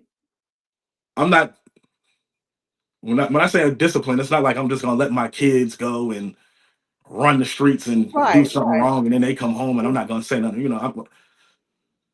It's just that I let my kids be kids. My babies is babies, man. 'Cause you can't I just shield was them from never. everything. Let me say this: Yeah. I've never whipped one of my children. None of my children ever been whipped by me. None of my kids, because that's just never been me. I don't. I just was never that. You know what I'm saying? But I just give my kids a look, and they just knew. Mhm. They just knew That's to how get it is. right. When it comes to a father, it's totally different. There's a totally different reaction when it comes to, when the father is, that's all you got to do is have that look, or in that deep voice, it's that tone of Yeah. voice that But just but yeah. now though it's crazy now though. Fatherhood is crazy, but I love it, man. Now though I'm learning to try to be more of a disciplinarian now because of my youngest son Mecca. He gave me a run for my money. You hear me? Aw. So now I be trying, I'm working on that. I be having to be hard on him now, and it be hurting me Yeah, more than I it hurt know. him Yeah, I probably. know. I know. Cause Yeah, it's like, yeah. damn, I don't want to be hard on y'all, but I got to do it. I got to get him right before he get older and the Yes, streets yes. get him. So, but it's Yeah, just a balance, like you said, it's a balance. yeah, I totally get it. I know, no, it's hard, because it's like I love you, but it's gonna pay me. But you don't want to suffer consequences out there in those streets. I'd rather you kind of learn. It starts at home. Yeah, It yeah, starts yeah, at home. yeah. Because like I said before, you can't be their friend. I mean, you could guide them, and of course you want them to be comfortable around you. You want to be comfortable being their true selves and being able to. You want to give them a safe space, but at the same time, not have a friendship. It's not a friendship. It's a Right, right. parent child. Like you said, it's that fine line. It's that balance. You just got to find that balance. Yeah, absolutely. Yeah, I But feel it. I all right. So you living your separate life. So at some point, when did you decide to do your channel, the content? Let me see. We in 2025. I think we just hit 3 years with Shots of Brown. So I think I started it I So started it okay. July 4th, 2022. Mm-hmm, mm-hmm. Um, I'm not gonna lie to you. I've never in my life being a content creator wasn't part of my plan. I'm gonna just being a content creator wasn't a part of my plan. I'll just say this without going in too deep. There were some personal things that took place in my family that hurt me, and I got vocal about it. Took me a while to get vocal about it, but I did eventually. So my intentions of being a content creator was never part of the plan. It just sort of Yeah. So what nudged you to that? What nudged you to it? just Was that because family issues, like okay. yeah, just family issues, and then when then I just got fed up with so much, just family issues is what caused me to go. Um, but then as I got started, it was like all my life I've been so aggravated and I've been so aggravated with narratives that the world pushed on my family, narratives that the world pushed on Auntie Whitney, Uncle B, my mom, just my family in general. So I started to just speak upon those things also. But Okay. And so I'm sorry, go ahead. content creating was never in my lane. Like anybody who know me personally for real, no, I'm not even a person who even really likes to even do a lot of talking for real. So if you was watching my content, if you was watching my content when I first started, and then you watch my content now, you could see the The difference. difference. Mm-hmm. And I mean, now I'm a lot more comfortable. Like now I can get Yes. on here. Get into the groove. That's how I say. I Yeah, always I say can I get say on the here same thing with now, me. press play on this damn phone, And you just go. and just be myself, Okay, and yeah. but yeah, it's good. I Yeah. definitely love the journey though. Oh, good. I'm glad you like it. Yeah. Yeah. I'm starting to get to the groove too. I mean, because I've been Shane, I've been blessed the last few months. I mean, I know you don't have the time to, but just look at some of the I'm gonna content. no. I'm gonna definitely Yeah. check out your channel. I'm Yeah. gonna subscribe to your channel and run through your Yes. content. So I mean, like, I actually love this interview. I actually love how good. your Yes. questions. I'm not even Thank gonna lie. you. This is one of the best interviews that I've done. Oh, really? Yeah, for Thank you. sure. All right. Well, Because I feel yeah, like yeah. I was able to give the Oh, people me. yes. People Yes. don't really know Yes, and Shayne. I want that for So you. That's why I yeah, always who said that's one of my goals on my platform to have the safe space for all yeah. walks of life, different perspectives. So that's why I wanted my platform for. And I've been so blessed to interview with so many great people, Shane. And I want you to be back. I want you to come back. Oh You yeah, know, this is just the yeah, beginning. We're gonna be doing yeah, all type of content yes, together. yes. Because because I said I want us to start doing. I want us to do panels, and I want to Yeah. start doing that as well. But I need my audience. I need more engagement. So, Well, there's a we lot of yeah, different things that I'm yeah. trying to do. Like 2026, I'm about to take this. Like, I'm not even gonna do no talking, but it's just about to be different. So like, we definitely Okay. gonna chop it up. This is just the beginning. Okay, yeah, absolutely. So yeah, Right. yeah, keep me posted on whatever For it is. sure, for sure. Yeah, I'm gonna give you yeah. my number too, and Yes, then we're yes. gonna be conversating. Okay. Yeah, That yeah, that that'll work. yeah. That work. We're So gonna put it together. so with you doing this, you started this content creation, and then you started talking about your family, and you started talking about relationship with your uncle, and then with your mom and with your aunt. Because you started with your aunt too. Because I think I thought you might have said that, like it started with your aunt Leola, and she was putting a lot out there. Well, my Um aunt as Leola was well. putting a lot out there. Mhm. She was putting a lot out there from around the time Monty Whitney passed. Right. Yes. So Yeah. yeah, So she started was, raising. she was Right. speaking out. She was speaking out before me. Yeah. Yes. Yeah. So right. So I'm saying that's why I said I thought that that was something that you kind of piggyback off of that as Oh, well. nah, nah, Oh, oh no, no. no, Oh, no, oh no. okay. She didn't inspire me to get on YouTube. Nah, Oh she, okay. she didn't Okay. inspire me to speak. Oh, okay. I told you just family differences, what I was going through with my, some with my Oh, okay. sisters and my uncle, and that's what originally caused me to go because I was trying to get some things right, and people didn't want to face me certain ways, so I just figured, okay, well, you're gonna face me this way, and It's right. I mean, let me just go public and let me just have yeah, my say. yeah. Okay. Got you. Okay. So I I'll get stand your corrected. attention this way, Got you. and Okay. So I stand corrected. Okay. yeah. So then it just led to that's how it started, and then it just led to what it is now.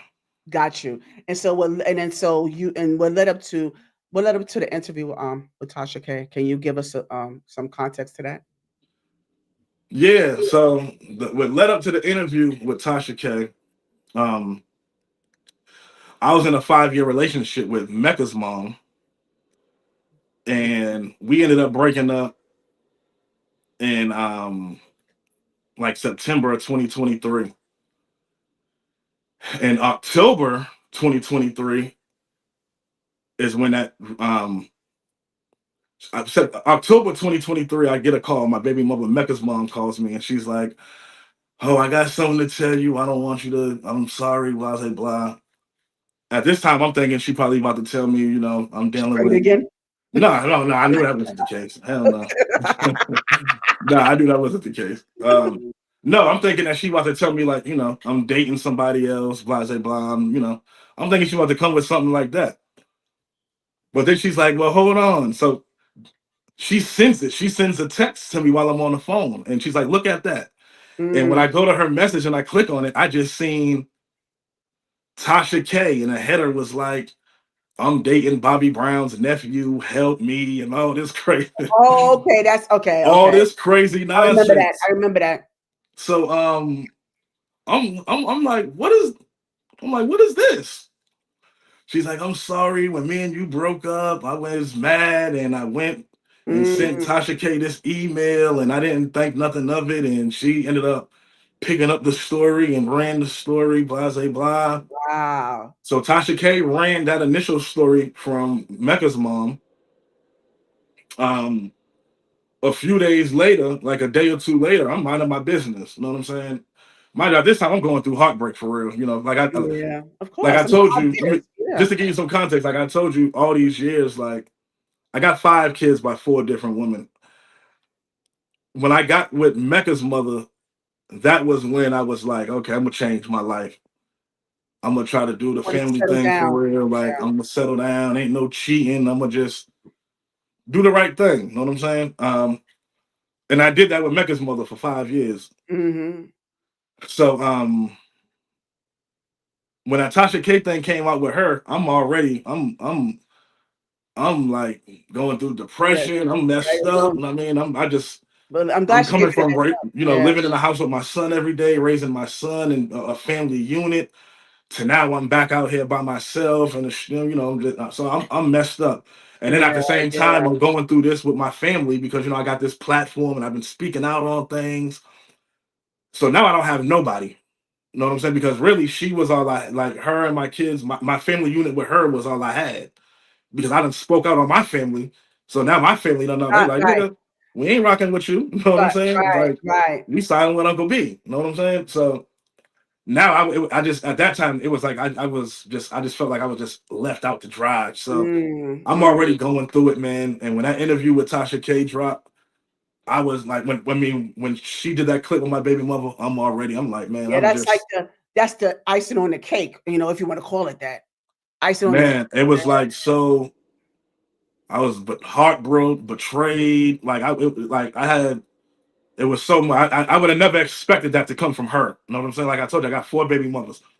Out of all of them, I would have never Oh, expected it to be that one. she must have been really hurt, like, she was damaged, like, she wanted you to really feel some pain. She must have felt some real serious pain to Yeah, do that. But, I mean, at least she gave you the I mean, not to, downplay because what she did was effed up, but what I'm saying is that at least she gave you a heads up, you know? I She told guess. you about it. Right? I know. I know. I know. I'm just. I guess. But yeah, so then a couple days later, Tasha K ended up reaching out to me, and she hit me. Um, I don't know though, man. Sometimes I wonder why my baby mother did it. I don't know. I don't know if it was for Yeah. Did you have clout. did you I have that don't. conversation though? Like, I mean, I know she told you about it, but did you have that conversation, like the why and what was the purpose? What was the reason? And like, did you get that from her? Yeah. She was just like, I was hurt and whoop de whoop and Mhm, blah blah mhm. blah, and Right? Yeah. Yeah. really Like wasn't no excuse for real. being reactive, you know, Yeah. acting out. Mhm. So I guess she was trying to get an interview with Tasha K, and Tasha K was like, well, shit. Instead of getting an interview with you, I might as well go to the main source. Yeah. I Get might as well talk inside. to Bobby Mhm, Brown's nephew and see what he's talking about. So Tasha mhm. K hit me in the DM and wanting to do it, and she was like, "Yo, you want to get an interview in and respond to this, that, and the third?" And mind you, at that time, I'm going through it, like I told you, and I'm like, "Yeah, why not?" Yeah, and I involved my mother in the interview. I was like, "Man, me and my mother will come and do it. Me and my mother will come Yeah. and Why did sit you Why down." did you bring your mom? You know what? Because and that was one. I'm not even gonna lie. That's one of my biggest regrets. And and I don't want nobody who's watching this to take that in the wrong way. Um, I think I also invited my mother to do it with me because, like I told you, I'm at that time. My head is gone. I don't lost everything. I ain't got nobody but my mother at this time. You feel me? So I'm just like, man, I just came up with the brilliant idea to bring my mother. There was really no No particular reason. intentions behind it. Was no Mm. reasoning behind it or nothing. But I was just me and my mother would do it. I wish I would have sat down though and did it myself. Right. I think it would have been a different type of interview. People Yeah. would have Yeah. really Would have been a different direction. Mhm, different direction. People could have really mhm. got to know Shayne, and it wouldn't have went in the direction that it went in on that interview. Not saying that it wasn't a good interview, but it wasn't It was necessarily what I was trying to do. right. You It feel me? wasn't. Yeah. It wasn't. Where you wanted to go. It wasn't the concept. It wasn't a concept that you wanted to Yeah, use. yeah. Okay. But shout out to Tasha K and her whole staff though. They was real professional. But I should have known that once I involved my mother in it, that once somebody sit down with Tina Brown and Bobby Brown's sister and all the ties that she Yes. got Yes. to Auntie Whitney and all It's that, going to go into a whole those nother. questions is Yeah. gonna come up. You know what I'm saying? Absolutely. Absolutely. And my mom, she's more so, she's a vocal person. She's gonna tell her truth. She's gonna speak. But yeah, so we went and did the Tasha K interview, and it is what it is. Right. And so like I said, I don't want to go deep into this, but there was some serious allegations towards your uncle in regards to your sisters, Right. um, and so I'm wondering, like, how did that come up, and were you aware of anything going on at that time? I mean, do you If I was believe? aware of anything going on at that time, I'd be serving life in prison right now. Yeah. So how I did you? wouldn't even be in. I wouldn't even be in front of you. So now I wasn't aware of none. It took some years, and it wasn't just about Uncle B. And I'm not gonna get too in depth with it. It was some Right. another Right. family member too. But no, I wasn't. I didn't know anything that was going on at the time. Things started coming out around. I started Shots around 2022, so things started coming out like around 2021, and around that time, and yeah, that's how things happen. And I try to get some straightening with some people and confronted some people on it, and You confronted. Okay, I was going to say, ask that. people didn't want to. I was trying to sit down and have conversations, and people wasn't willing to do that. So me being on 10, because at that time I'm on 10. Um, I just went and did what I did. Yeah. I got it. So at was this ever addressed with your uncle Oh yeah, directly? there's been conversations about it and stuff, and yeah, it's been addressed. Yeah, it's Okay. been addressed And for sure. how are your sisters holding up? How did they take it? Did they ever when I did they feel like they because you see he's still performing, he's still out there. So do you think that, there was adequate justice served for your sisters? Or No, my sisters ain't want nothing, man, but apology, man, a heartfelt apology. The internet at that time when I came, and anybody who followed my content before, man, anybody who followed my content from when I started the channel, they could probably tell that it was something that was on my heart that I wanted to speak on, but it was eating me up so bad that I didn't speak on it. You would have to be in tune with my content from the beginning to understand where I'm going with this. Um, it took me a while to talk about it because at the same time, it's something hard to talk about. it is, Although it it's is. something that Yeah. it goes on in families all across America, all across the world. But it's still something hard to talk about. And at that time, I had to do what was right for my sisters. You know what I'm saying? I'm gonna at the end of the day, these is my sisters. I'm gonna die about them, and I'm gonna do whatever needs to be done to make sure that they feel safe. Of course. And Of course. um, I just feel like I did what a big brother should do. I took a lot of backlash on it, a lot of backlash and stuff from it, from the internet at that time when I finally did start speaking on things. Um, got a lot of backlash on it, but you know what? That's what gave me tough skin on the internet. Absolutely. So I Absolutely. thank God for that too, because that's what made me be able to get on this internet and get in front of this camera and say, F you, and this is what it is. And if you Yeah, don't I like said what it, I said. then it is what I mean. So yeah, because I was hurting, man. Of I was course. hurting. My sisters was hurting because, at that time there was so many, it was like 50-50. It was a lot of hateful comments and it was still comments showing love. But,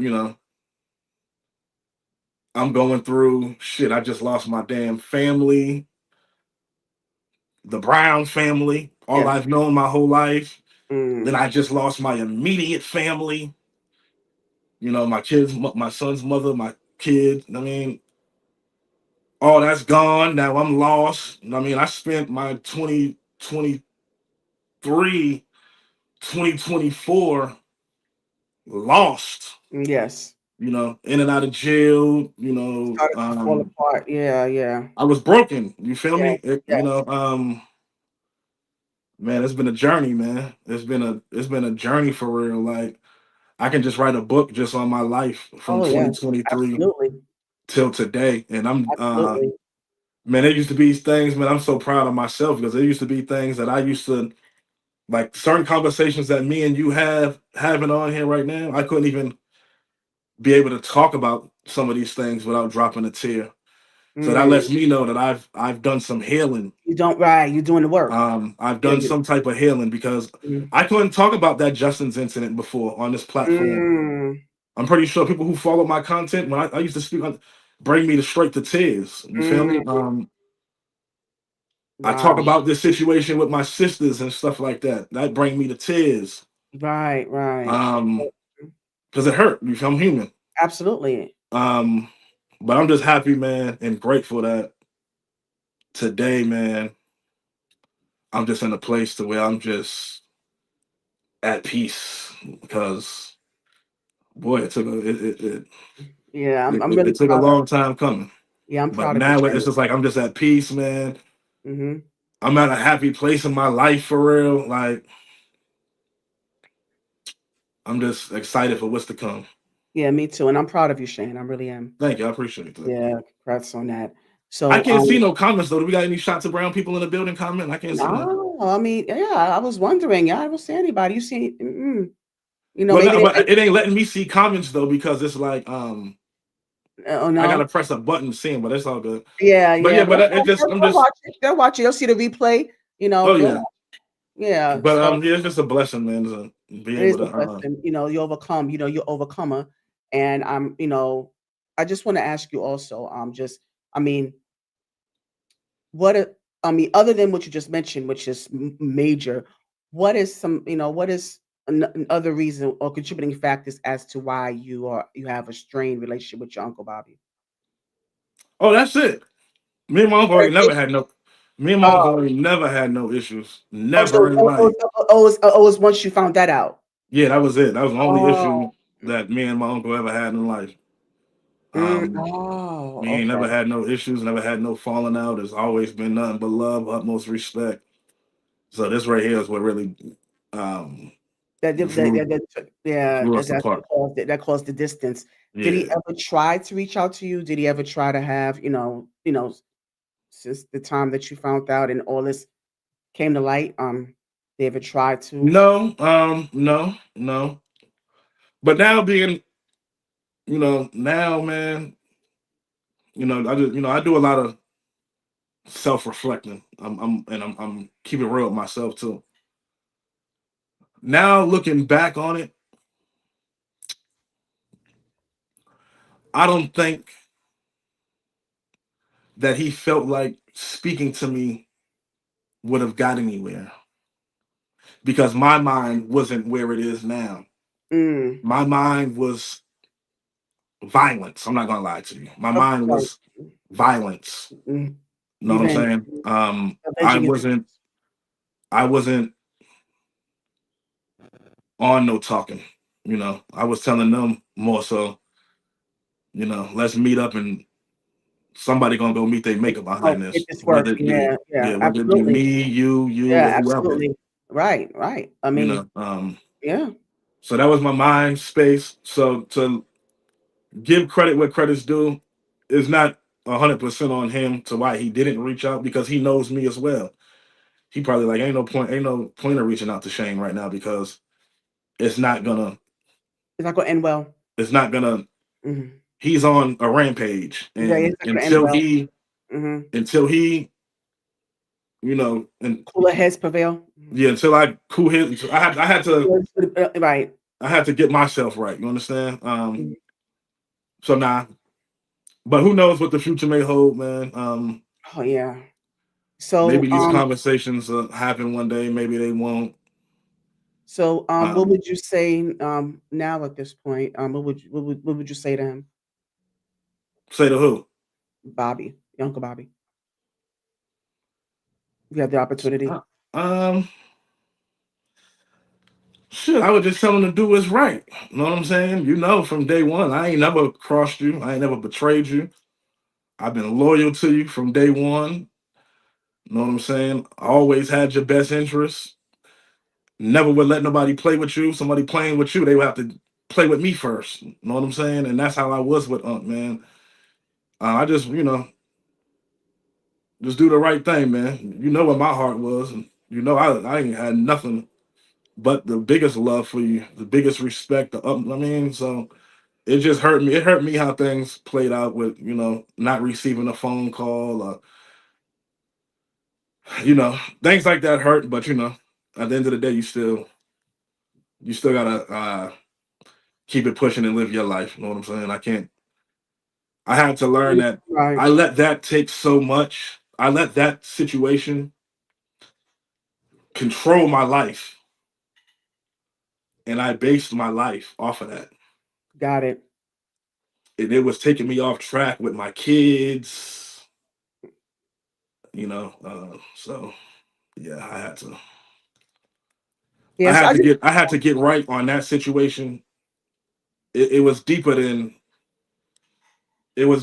me, deeper than Bob, deeper than my sisters. I had to get right for my anything kids within yourself. Right. Mhm. because at the end of the day, they're the ones who mean the most to me more than Absolutely. anybody walking God's green earth. And if I'm not right myself, I can't be right for them. You feel me? So Absolutely. I had to get myself right so I could be better for my children because I was losing it for real. I ain't gonna lie to you.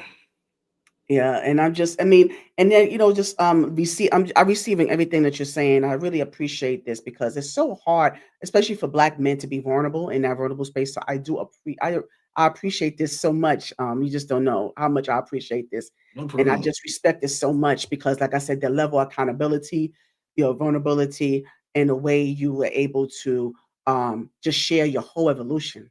You know, from where you were then to where you are now, it is something to be commended, it's something to be praised, and I'm hoping that anybody who's listening right now or catches the replay, I just really hope that they receive this wholeheartedly. Right, It's so important that they receive this wholeheartedly. So, um, you know, God, may God continue to bless you on that journey, on right, that journey. And so now, so based on what you said, you had, just facing your uncle Bobby, and given the circumstances of where you are right now with him, and you see him on tour right now, with New Edition, and he's on the road right now. And so watching him now, I mean, what goes through your mind right now with seeing him on tour and promoting, and where do you how do you feel about him now, like seeing him now? um one thing with me, once I love you, that love can never go Of away. course. For it'll always be there. Right, right. um so for me to see him now, I'm still proud of him. Even this, despite of whatever took place, I'm Yeah. still happy to see Yeah, him. because you said a lot of things about him on your channel, that's for sure. Yeah. Yeah, I'm happy to be able to see him still alive and well doing his thing. Mhm. um I'm not a I'm I know I say a lot of things about him on my channel. But everything I say, I ain't never told not one lie on my channel. Right, right. You Like, know, sometimes the truth is hurt. The truth is it's gonna hit you, it's gonna hit you where it yeah, hurts. yeah, And when you speak on certain people, because you have people from the outside looking in, when they speaking, because you know how people idolize celebrities, they idolize certain people. So when you speak certain things, you speaking your truth about them, but you know. what you Yeah. would get me. It would be like this. Like,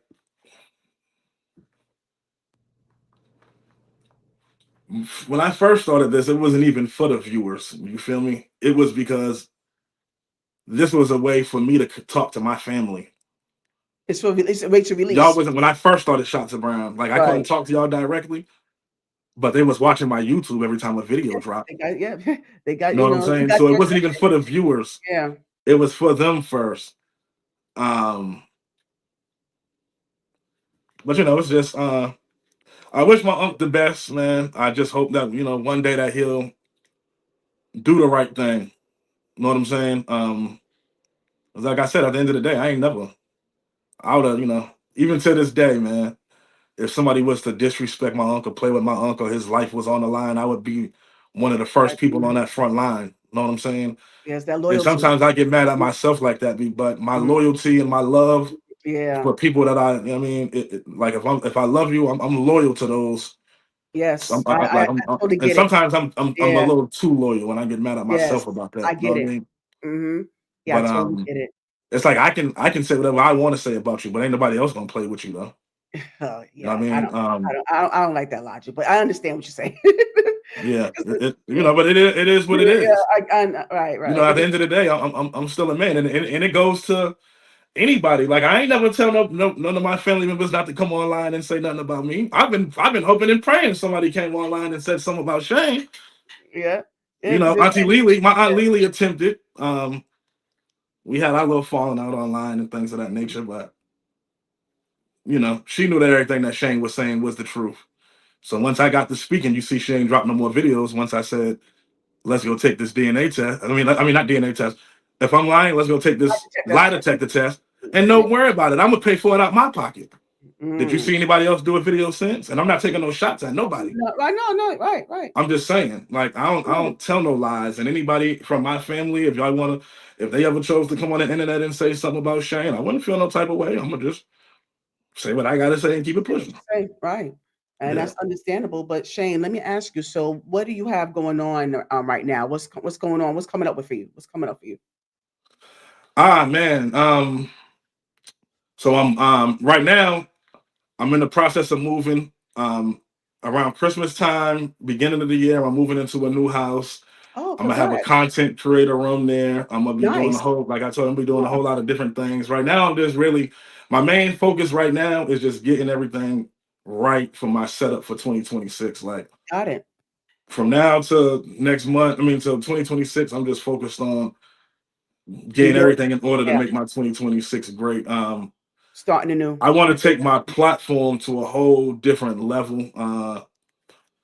I want to have a real podcast setting. I'm gonna still keep my content how it is, where I give y'all the Yes, stories, and I'm gonna keep it the basis of everything. But I just want my channel to be a full round channel. Like I'm gonna do vlog, different family vlogs, different. I just want to do all different type of things. Link with other content creators and do fun. I just want to just do different type of all different type of fun things in this content space. But that's something that me and you will talk about in private because yes, I had to absolutely. learn too with this content too. I don't like to talk about what I'm going to do because I used to get on here and be like, Yeah, I'm gonna you do this, jinx that, yourself. this, I'm Yeah, gonna do this, yeah. that, and the Yeah, you third. gotta move in silence. Yeah. And then I was going through so much shit I wouldn't even get it done, and I'd be mad at myself because I'm a man of Right, my right, word. When I say I'm gonna do right. something, I like to do it, and then Yes. when I don't do it and I put it out there, I don't never like to look like no fool. So now my mindset now is just like, don't even say what you're Yeah, gonna you do, gotta just move in do silence. it and You just have let to. people see it. Know what I'm saying? Yes. Yes. Good idea. Good idea. Yeah. So yeah, definitely we'll touch base on that. And but I want to have some fun with you, Shayne. Let's do it. Yeah, I'm What you gonna have, got? yeah, because we spoke, we covered some ground here. We just getting started, so Right. I want us to do a little this or that. Here they come, yo. Here they come. Yeah, so this or that. So I'm just gonna give some random. It could be anything, and you have to choose. What your preference is. You can't say both. You can't plead the fifth. One or the other. That's it. Okay. Excuse me. Okay, let's go. Okay. Rock with you or okay. Rock with you or Roni. Rock with you. My love is your love, or I look to you. I look to you. Okay. Oh, okay, okay. Macaroni salad or potato salad? Ooh. Ooh, that's hard. Potato salad. Oh, you want to say something, baby? You want to You say want to make something your too? debut back? You Yeah, want you to want make to your say debut? something? Oh, that was You a want to cat make your nap. You just debut your little back? nap. You done got your little nap in. That you good? Yeah, you good? Yeah, yeah. You want to say something? Yeah, you want to say something too? Which one you like better? You want well? Is it Roni or Rock with you? Which one you like better? Which one you like better? I want to see which one you like better. What kind of music you have her listening to? Man, I don't really play no music, What, honestly. really? Oh, Nah, okay. Okay. I don't really play no music, but I just when I'm with my daughter, It just be your time with her. it just be our time. 'Cause, I'm not with her mother. I'm single, so like I'll get her this week. Her mother have her for a week. I'll get her the next. We alternate. And when I be with my daughter, it just be me and her time, man. Got you. Okay. Okay. We I do a lot understand. of we do a lot of Mickey Mouse, Dora the Explorer, Yeah. Sesame Street, Yes. Elmo. Yes. All right. Let's get back to this. Let's get back to Yeah, the game. Okay. So I'm gonna take you back a little bit. All right. let's go. Let's do it. Troop or Ready for the World?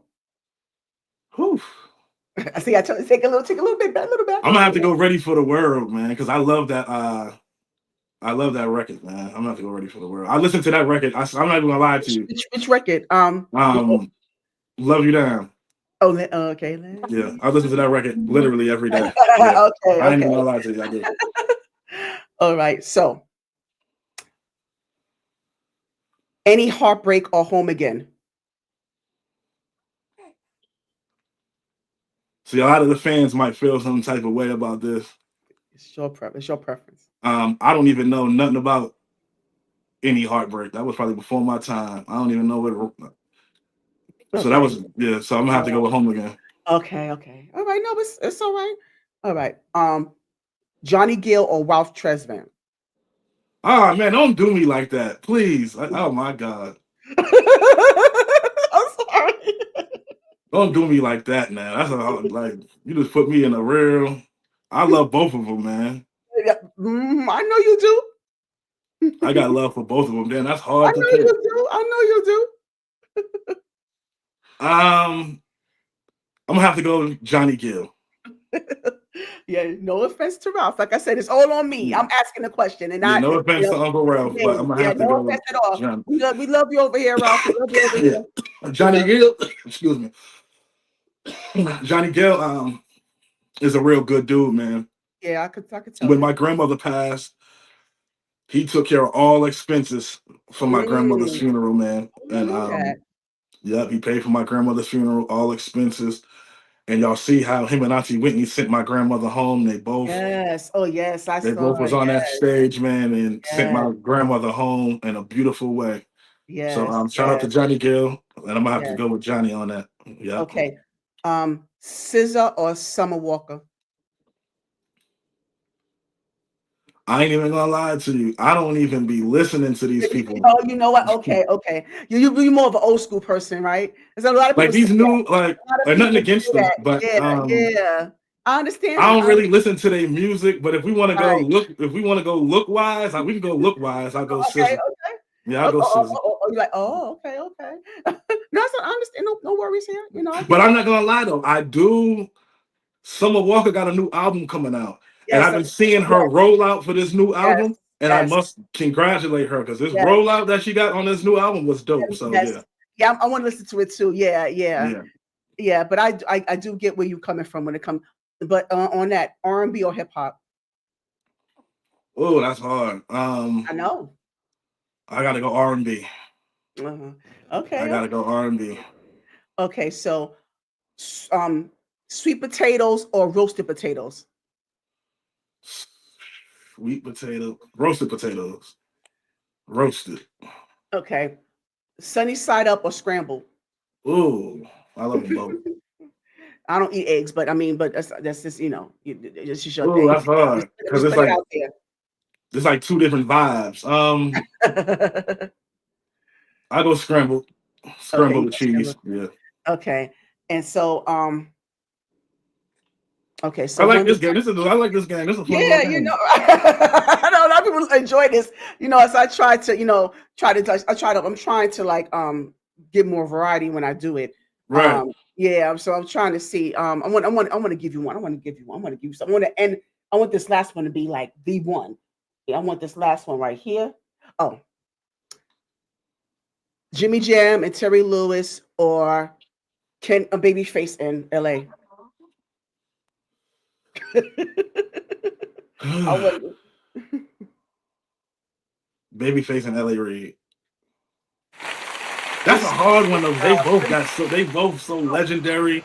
Good They job, both got though. so many records between the both of them, man. That's a hard one. Yeah, but you did well. You did a good job. Yeah. Now, I want to ask you these last two questions before we Go wrap ahead. up, Shane. Mhm. And I do enjoy the answers that I get here. So, if you had five people to choose to go to be at the seat at your table, dead or alive, who would they be and why?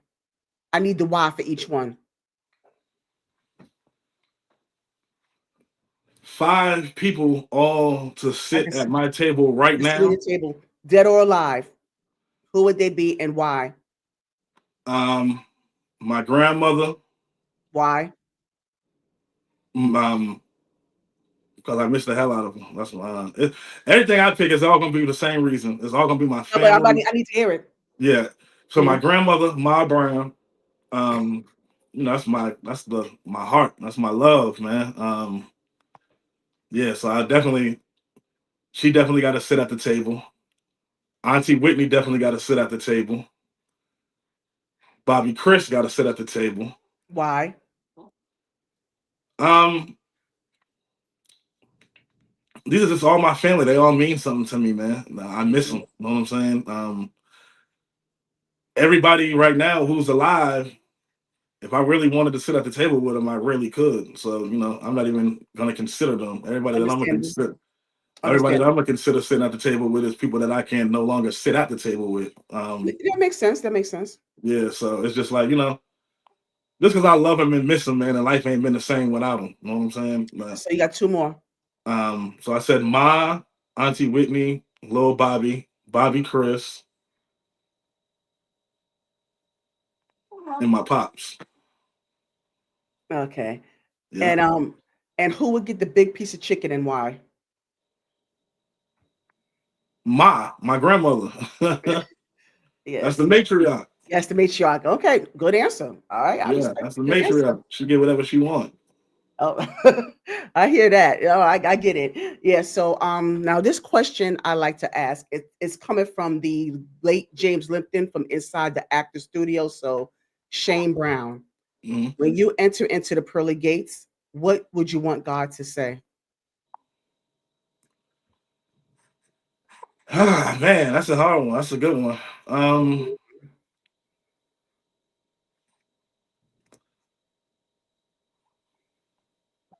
yeah, that's a hard one. Um, what would I want God to say? Thank you, baby. You did your best with what you had, and you had a good heart.